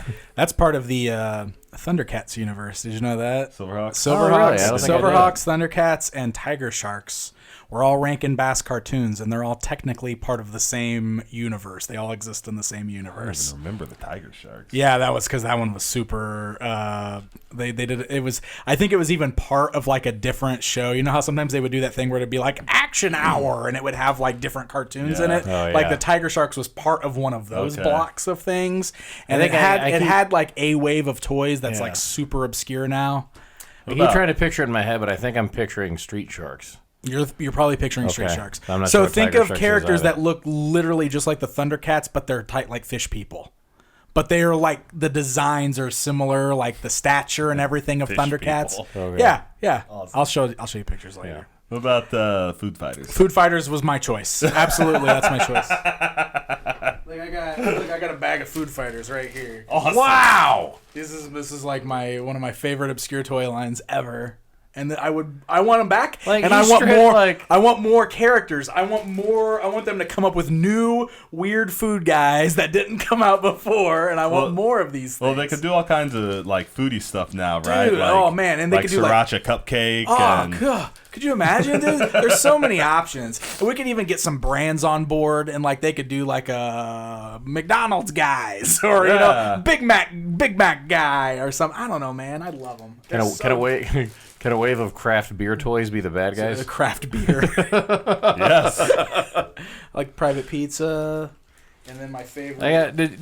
Okay. My favorite is Fat Frenchie. He's the French fry guy. I gotta ask because I really don't know, and I hope I'm not killing any mystique here or anything like that. But was that bag already sitting there when you read that question? It was already sitting here. I had him in here because, so like I've got this playset here, which is the refrigerator playset. So this is fun because this is why the toy world is so cool.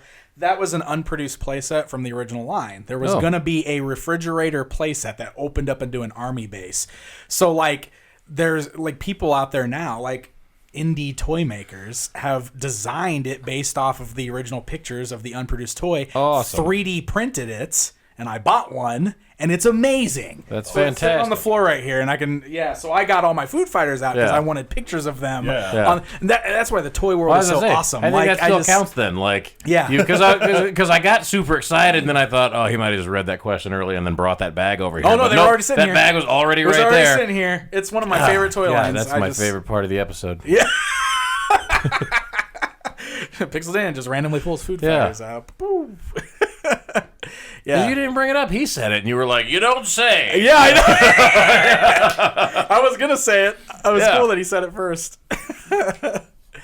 Okay, let's move on to Anthony's question, who says, "What were your favorite wrestling toys as a kid?" So we're all wrestling fans here. Did we Yeah. all have wrestling toys as kids? I mean, I had the old WWE ones that didn't move. I mean, So you're talking about, they moved, like they did like the little spring action stuff. So you're talking about the Hasbros, Yeah. the little like hard plastic ones, like Ultimate Warrior and Hulk Hogan, and they all did like action features. Yeah. Those were the ones I liked too a lot when I was a kid. But here's another chance to plug something else of yours. You did.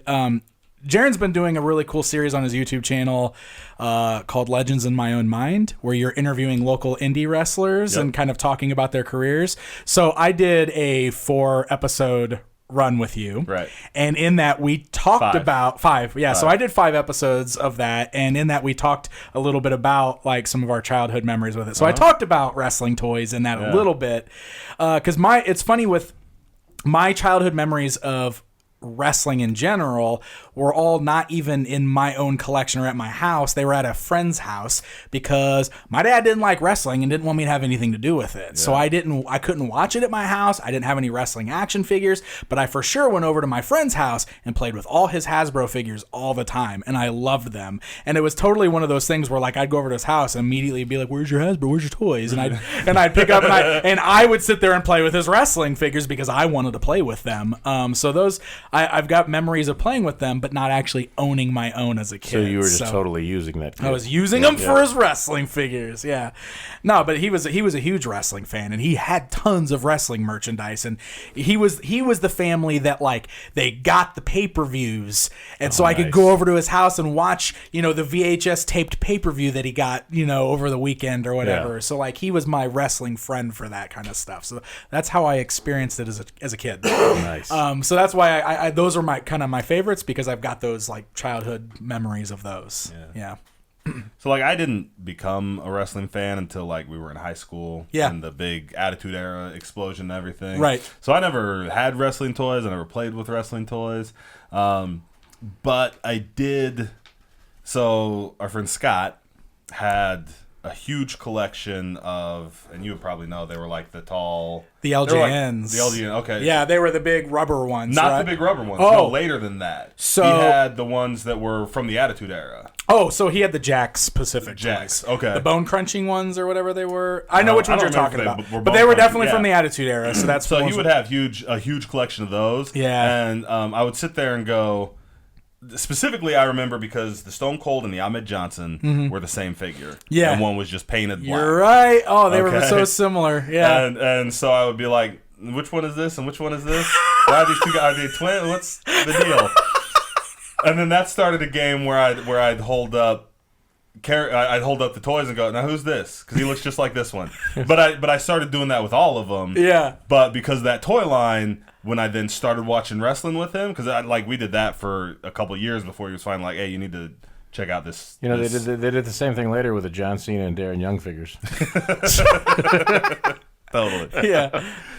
No, but so, like, I knew, like, before I started watching wrestling, I knew who everybody was because of those toys. And then I was like, oh, hey, that's that toy. Oh, that's that that character. toy. Yeah. Oh, that's hey, amazing. That's that one. Oh, that's so awesome. Yeah, so that's my memory of wrestling toys. Oh, that's cool. I'll be 100% honest. My favorite wrestling toys when I was a kid were G.I. Joes. Because I had a few wrestling toys and they didn't do anything, and like their motions never worked, and you couldn't do any kind of match or anything with it. Sure. So I would just play wrestling with the actually articulated G.I. Joe figures. Because they could actually do the moves. Exactly. I see that. Yep, I can see that. That's awesome. Yeah. Hey, Sergeant Slaughter was there. So there you go. Probably what gave me the idea. I was not very imaginative. I don't know why I used that past tense there. All right. Okay, hey, so on the wrestling talk, John, different John this time, but also with an H, says that Matt Hardy's a free agent. What do you guys think his next move is? He's gonna go to AEW and You think so? and Jaron still doesn't like AEW. I haven't watched much AEW yet. listen, Do you think he's going to go there? Do you think he's going to? I bet, man. Go hang out with some. I mean, I'm sure he's got Yeah, friends why over there. Go wouldn't hang he? out with his friends. If mean, the that- offer comes in, why would Yeah, Yeah. they're paying more money than Yeah. Impact right now. I'm sure. Oh, yeah. Yeah. No, I Impact's still a doubt thing? he'd go back to Impact. Impact's Yes. still a thing. That Yeah. sucks. They're really just a big indie fed. They were always just a big indie fed, but like they are, Say, it's they weird are to use the actually present just a tense big now. indie fed. Although they did just make. I think it's cool because they just made Tessa Blanchard like their world heavyweight champion. Like Yeah. she's the main champ, Yeah. Yeah. and they're about to have I don't know who that is. Tully Blanchard's daughter. Oh, neat. But it's a woman. Yeah. And Well, I got that she beat part a of it. man. She beat a Yeah. man and won their main championship. I think that's kind of cool. And they're about to, well, we don't need to go into Impact. It's not they're not good. Like it's not an endorsement. It's a I like Tessa Blanchard. She's good. That match was probably good. They're probably better than they've ever been. I don't watch their matches, but just knowing who they've got working for them right now, Yeah. they're probably better than they've ever been because they don't have the money to like spend on. Well, who's running it now? Who knows? I'm not I have sure, no- actually. I have no idea. Yeah, I have yeah. no idea. I feel like I don't that means actually- more than I don't actually follow them. I just follow the news. because they had some of the best names in the business and couldn't do anything with them. So Yeah. I feel like it's less who's well, in the ring and more who's out of the ring in a situation like that. Well, you know what happened? They have a real strong women's division because when the WWE, when the women's evolution started, they hurried and they snatched up like all the top independent women, they could. So they have like some real good women's wrestling on there and stuff. And all the guys are just indie workers. So, like, I haven't watched it at all, so I got no opinion on that. I assume he'll go to AEW, and I wouldn't be surprised. Matt Hardy will go to AEW and be broken again. I bet he's in a I bet he goes in like a writer capacity. Yeah. And that might be real good for him. Mm-hmm. I think so too. And he was doing some of that stuff with WWE recently, I think too. Like I remember reading reports saying that I think he had a lot to do with Bray Wyatt's recent stuff. Like I think he was kind of like co-writing a lot of the Fiend stuff and everything, or helping him with that, which makes total sense. Yeah. And I think he's absolutely good for that sort of thing. I'm sure he's a smart guy when it comes to that, and he could probably do the agent thing real well at this point. So wouldn't surprise me if he wanted to do something like that. He's got his whole YouTube thing still going too, so I'm sure he'll like do silly videos and stuff online. Maybe he'll just go be broken. Or maybe he'll just go be broken. Why not?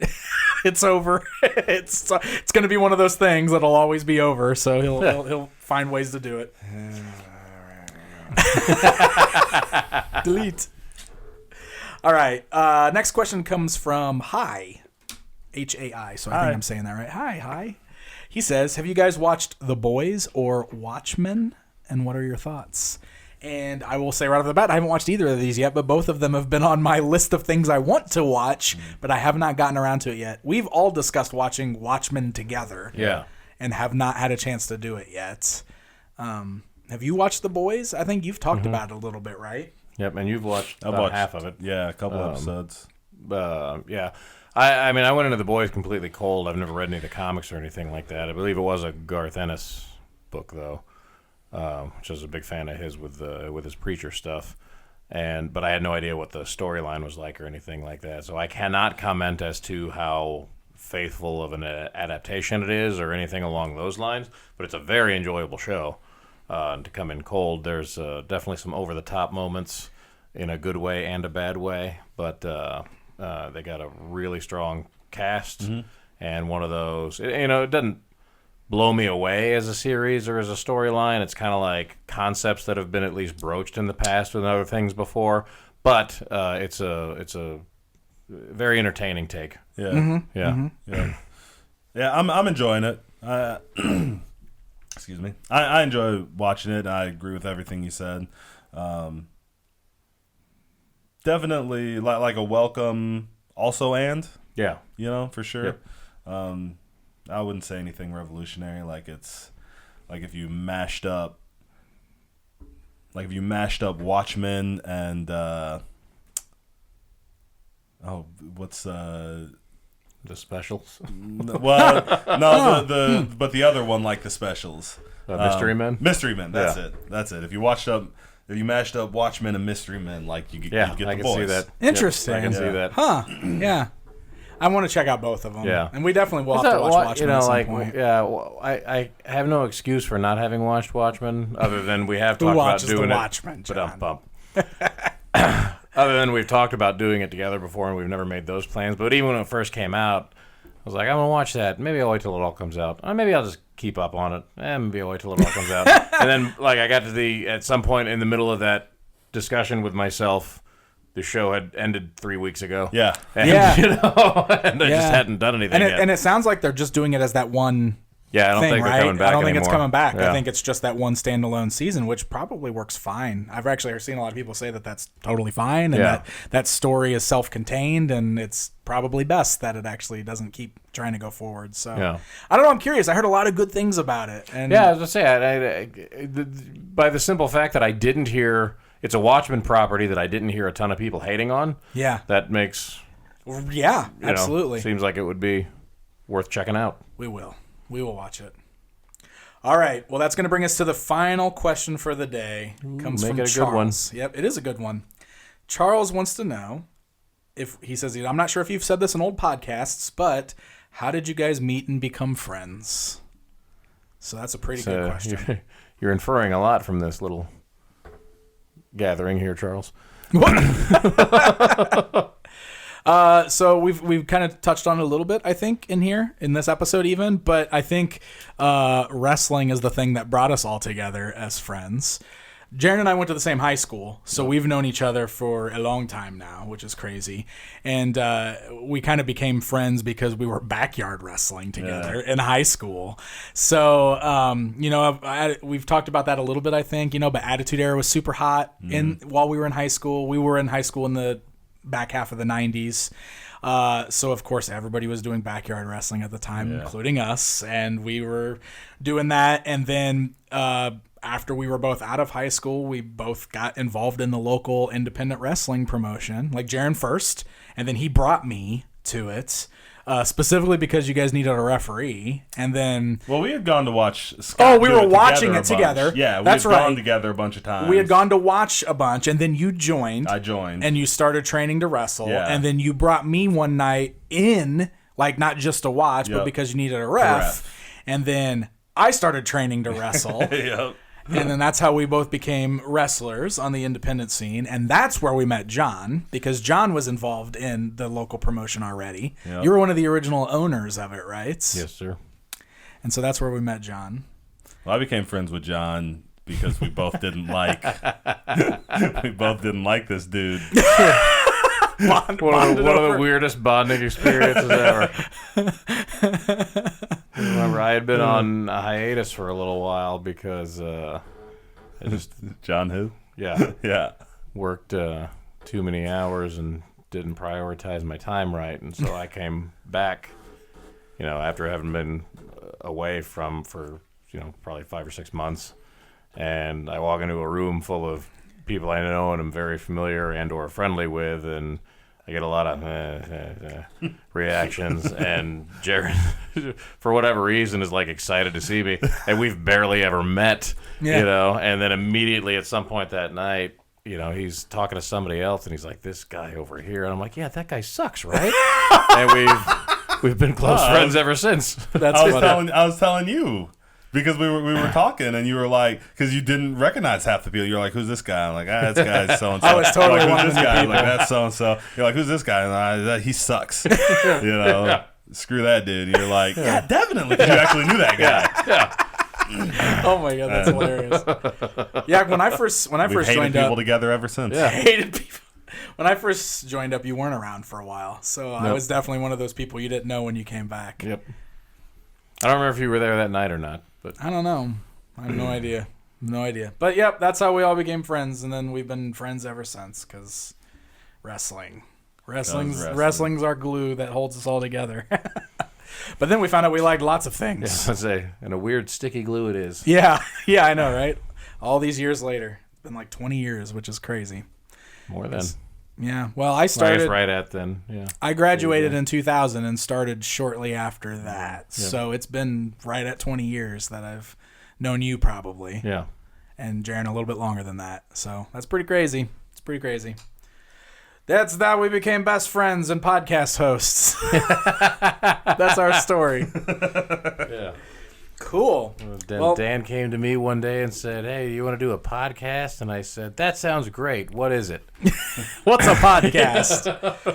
I was like, it's that thing we do all the time, but we do it into microphones. Yeah. You know how we sit around and talk about movies and stuff? Let's put that on the internet and see if people like it. That's how I came up with the Drunk Wrestling podcast. I know, yeah. I'm like, this is amazing.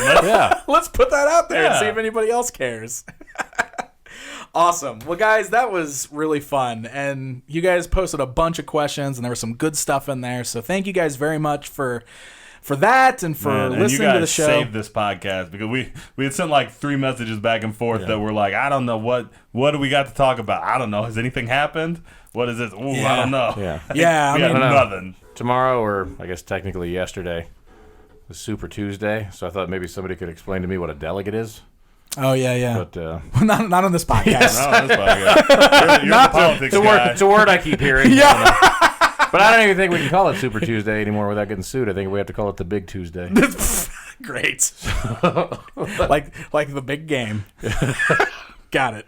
Thanks for explaining the joke, Dave. I'm making sure everybody gets it.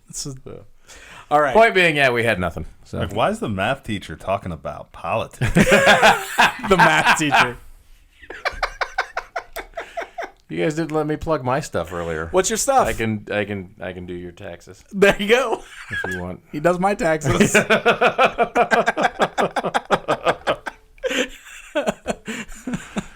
Awesome. Well, guys, thank you so much. We really appreciate you listening. Hopefully you enjoyed this episode. And, hey, let us know if you want us to do more like this in the future. We can, make this a thing where we do a listener question episode every once in a while. I think that'd be cool. And especially if we keep getting good questions. Yeah, that's really, for sure. it was real easy to just dive in and talk about those because they all flowed right into our motif, I guess. Yeah, absolutely. Absolutely. All right, guys, so make sure you head on over then to that Facebook page like we talked about earlier. Just do a search for the Geek Easy Podcast and hit the like button. That way you can stay up to date when we're posting new episodes, and you can keep an eye out for those threads where I'm asking for questions that you guys can ask to be answered here on the show. We've got several different ways that you can enjoy. So if you prefer listening to your podcasts, you can find us on all of your major podcasting apps. We're on iTunes, Google, Spotify, Podbean, all of that stuff there. I think there's even a lot of those apps out there now that just pull from all the podcast feeds, and we should be listed on all of those. So it should be relatively easy to find us. But if not, let us know. We'll always do our best to make sure it's available for whatever way you prefer to listen to podcasts. And then the video version is also up on YouTube. So if you're already on YouTube, head on over to the Geek Easy Podcast channel, hit that subscribe button, hit the like button on the video, leave us some comments there, do all that fun stuff. That way it'll help boost the show up. We only post an episode every other Wednesday, and for YouTube, that's probably not good because of the way their algorithms work, but that's just the way it is. So you guys sharing those videos around and commenting on them will definitely help that out and get it out there so that more people can discover us. Any final thoughts, gentlemen? Anything else you want to bring up or plug? I just want to say one more time how great the questions were. Yeah. So that's very appreciative of not just that you guys are listening, but you're thinking about it and you're posing thought-provoking ideas to us. So I know that's great. That's awesome. I was so excited because we were having that chat over text, and I was like, all right. Jaron was like, have you put up a question post yet? And I was like, I'll do it right now. And then the questions were just flooding into that post, and I was just like, oh my God, we're saved. Seriously, I was like, guys, we could just do this today. It's a Geeksmas miracle. It's a Geeksmas miracle. It was awesome. So yeah, you guys are incredible. Thank you so much for doing that. It's so cool to see you guys engaged and enjoying the show. And when I'm out and about at places like Toy Fair, I'm hearing more regularly that people enjoy the show, and it's always good to hear that. So, we just, like we've said a million times, this is just us kind of doing our thing, but on the internet, and it's cool that you guys like listening in and joining us on these conversations. So thank you guys so much. It really made me want to tag along to a couple of conventions with you at some point, just so I could be that other guy again for a while. Yeah. Hey, are you Pixel Dan? Oh yeah, and you're you. And hey, you're Dan. you. Hey, I know you. You're great. All right, guys. Well, thank you so much for listening, and until next time. The Geek Easy Podcast is a production of PixelDan.com. Musical tracks used in the intro and outro are used with full permission of the respective owners or creators. Intro and outro narrations are provided by me, Brian T. Stevenson. PixelDan.com's The Geek Easy Podcast is provided for entertainment purposes only. The views expressed are those solely of the hosts or guests and do not necessarily represent those of PixelDan.com or any other party. Be sure to join us next time for another installment of the Geek Easy Podcast.